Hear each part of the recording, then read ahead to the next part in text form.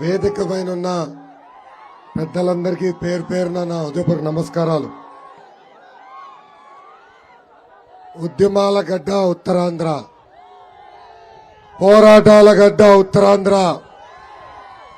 పౌరుషాల గడ్డ బొబ్బిలి. వేదికమైనున్న బొబ్బిలి పులిలకి నా హృదయపూర్వక నమస్కారాలు. తాడేపల్లి కొంపలు ఏముందో తెలుసా? మియావ్ అనే పిల్లి. ఇక్కడి నుంచి కానీ గట్టిగా మాడితే, మనందరం గట్టిగా పోరాడితే అక్కడ మియావ్ అని పారిపోయే పిల్లి ఈరోజు ఆంధ్ర రాష్ట్రంలో చూస్తున్నాం. పైడి తల్లి అమ్మవారి ఆలయం ఉన్న పుణ్యభూమి ఉమ్మడి విజయనగరం జిల్లా. మన్యం వీరుడు శ్రీ అల్లూరి సీతారామరాజు గారు నడిచిన నేల ఈ విజయనగరం నేల. ఇంత పవిత్రమైన గడ్డపై, ఇంత చరిత్ర ఉన్న గడ్డపై ఈరోజు నేను నుంచి మీతో మాట్లాడదాం.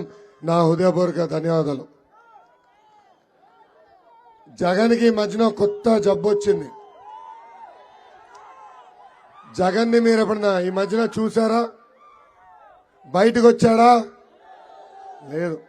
దానికి కారణం ఆయనకి లూజ్ మోషన్లు వస్తున్నాయంట.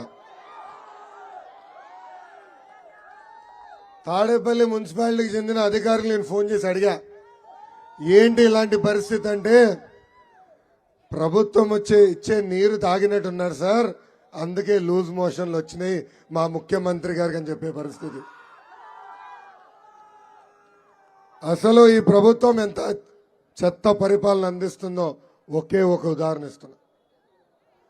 గుంటూరు జిల్లాలో వందలాది మంది ప్రభుత్వం ఇచ్చే నీరు తాగి ఈరోజు అనారోగ్య పాలయ్యారు. డయేరియా వల్ల 2 చనిపోయారు. వందలాది మంది ఇప్పుడు ఏకంగా ఆసుపత్రిలో చేరే పరిస్థితి. ఈ సభాముఖంగా వైద్య ఆరోగ్య శాఖ మంత్రిగా ఒక ప్రశ్న అడగాలనుకుంటున్నా. అమ్మా, మీరు తెలుగుదేశం మహానాడులో చంద్రబాబు నాయుడు గారు నాటిన తులసి మొక్క అన్నారు కదా, ఇప్పుడు జగన్ పెంచిన గంజాయి మొక్కగా ఎలా మారావు తల్లి అని.